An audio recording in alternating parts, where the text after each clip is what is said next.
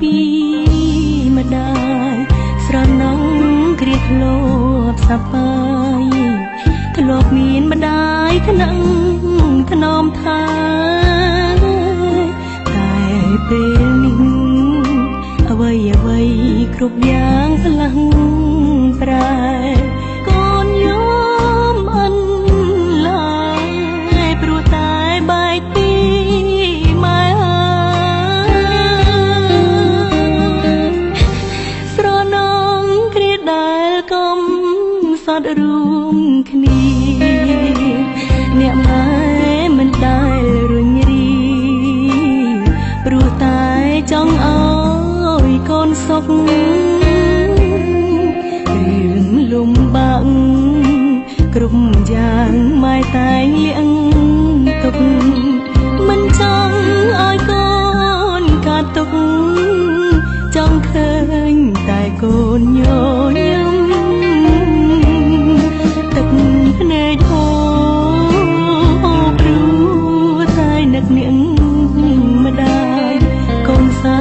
នស្រណងសោកស្ដាយអាណិតអ្នកម្ដាយខ្លាំងណាស់ម៉ែតែងក្រោកឈររៀងរាល់គ្រប់អង្គផ្សាំងជាតិនេះរូបកូនជំពាក់បុណ្យនាងម្ដាយច្រើនពេកហើយបើសិនវេលានឹងអាចត្រឡប់កូននឹងអបម៉ែឲ្យជាប់មិនឲ្យរបូ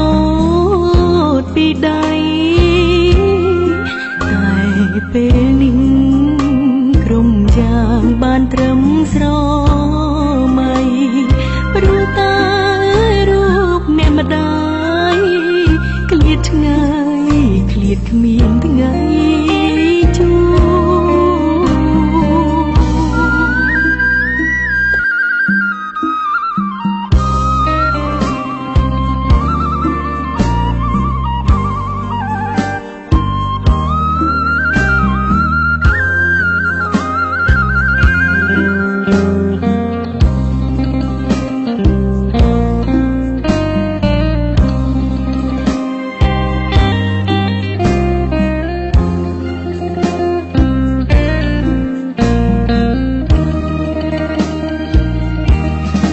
ទឹកភ្នែកហូរព្រោះតែនឹកនាងម្ដាយកូនសែនស្រណងសោកស្ដាយអាណិតអ្នកម្ដាយខ្លាំងណាស់ម៉ែតែងក្រោកឈររៀងរាល់គ្រប់អង្គផ្សាំងជាតិនេះរូបកូនជំពាក់ម្ដាយច្រើនពេកហើយបើសិនវេលានឹងអាចត្រឡប់កូននឹងអត់ម៉ែឲ្យជាប់